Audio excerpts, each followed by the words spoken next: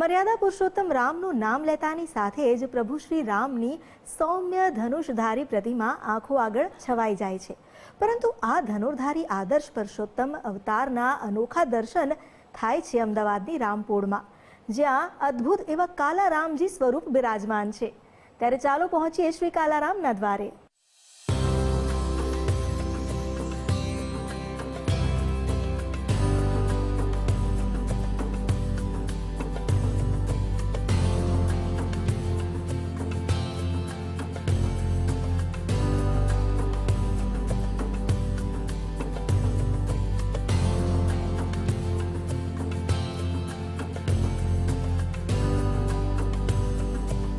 અમદાવાદ પોળોનું શહેર છે, સુખ સુવિધાની સાથે ઐતિહાસિક ધરોહરનું શહેર છે અને સાથે જ ધાર્મિક સંસ્કાર અને સંસ્કૃતિને પોષનારું શહેર છે.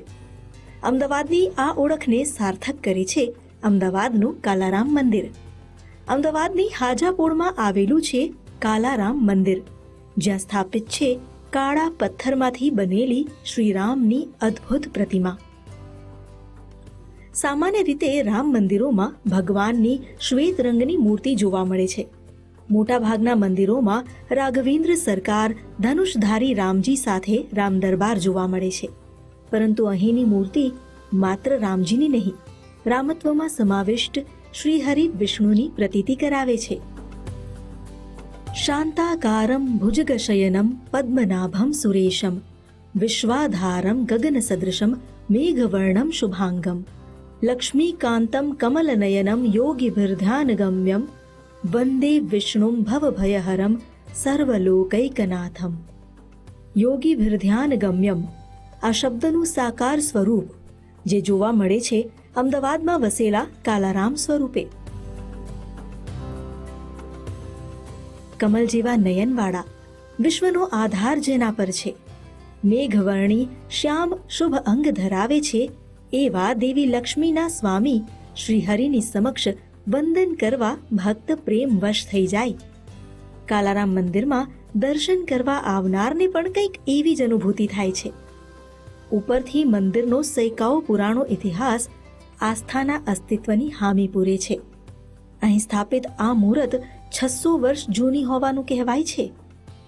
અહીંયા આજા પટાલની પોળ, રિલીફ રોડ, કાલુપુર રામજી મંદિર માં ભગવાન રામની કસોટી પથ્થરમાંથી ભારતમાં બહુ ઓછી હોય એમાંની એક પદ્માસનવાળી મૂર્તિ છે.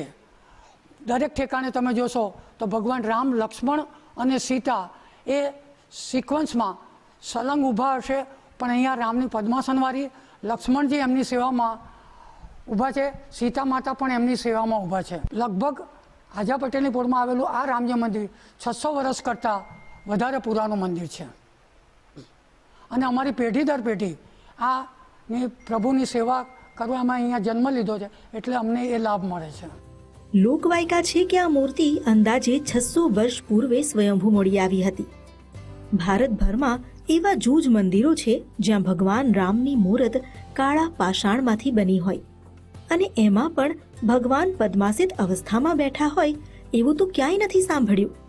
અને એટલે જ આ મંદિરનું મહત્વ વધી જાય છે.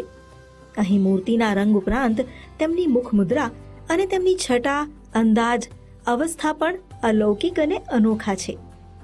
ભગવાન ધ્યાનમાં લીન, ભાઈ લક્ષ્મણ તેમની રક્ષામાં તેમજ માતા સીતા તેમની સેવામાં રત. કહેવાય છે કે ભગવાન શ્રી રામની પદ્માસનમાં કંડારેલી આવી મૂર્તિ ન કેવલ ભારત પરંતુ સમગ્ર વિશ્વમાં अन्य ક્યાંય જોવા નથી મળી. मैंने काफ़ी राम मंदिर जो पूरे इंडिया में, पूरे हिंदुस्तान में है, उनके दर्शन किया है. ये एक अनोखा काले राम मंदिर है. इनका विशेषता ये है कि ये मेडिटेशन पोज में है और जब उन्होंने वनवास के टाइम में जब ध्यान करते होंगे उस टाइप की एक कल्पना है और एक कृति है ये, जो कि बहुत विशेष है. ऐसी विशेषता कहीं नहीं देखी. आपने हिंदुस्तान में बहुत मंदिर देखे होंगे, लेकिन ये एक अलग ही अनूठा मंदिर है जिसमें भगवान को हमने ध्यान पोस्चर पे देखा है. ટેમ્પલની સૌથી યુનિક વસ્તુ એ છે કે આ મંદિર છે ને એ ભગવાન રામને સમર્પિત છે, જ્યાં ભગવાન પોતે પદ્માસનમાં બેઠા છે, મેડિટેશન પોસ્ચરમાં બેઠા હોય ને ભગવાન, એવું આ એક જ મંદિર છે દેશનું. અહીં હનુમાનજી પણ રામ પરિવારની સાથે નથી પણ બાજુમાં છે. કારણ કે વનવાસના આ સમયે હનુમાનજી અને શ્રીરામનો ભેટો નહોતો થયો. મૂર્તિની અવસ્થા અને શ્રીરામની અંગભંગીમાં જ એકમાત્ર વિશેષતા નથી. આ મૂર્તિની અન્ય પણ એક વિશેષતા છે, અને તે છે આ મૂર્તિ જે પથ્થરમાંથી નિર્માણ પામી છે એ. શ્રીરામની ત્રિકાલ સંધ્યામાં પદ્માસિત મૂર્તિ કસોટી પથ્થરમાંથી બનેલી છે. આ પાષાણનું ઓજસ પણ પ્રભુના તેજની પ્રતીતિ કરાવે છે.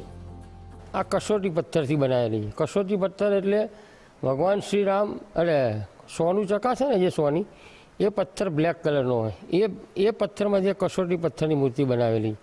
તમે આખા બધી જગ્યાએ જોજો ભગવાન શ્રીરામ ઊભા હશે ને ધનુષ બાણવાળા હશે. આ ભગવાન શ્રીરામ બેઠા એ પદ્માસનવાળા છે. મંદિર હોય એટલે તેની સાથે કિંવદંતી અને માન્યતાઓ તો જોડાયેલી જ હોય, અને આ સ્થાન તો અમદાવાદના હેરિટેજ સ્થાન પૈકીનું એક છે. મંદિર પ્રત્યેની આ માન્યતાઓ અને સાથે જ પેશવાકાલીન મંદિર ભક્તો માટે આસ્થાનું સરનામું બન્યું છે. માનસી પટેલ, ગુજરાત ફર્સ્ટ, અમદાવાદ.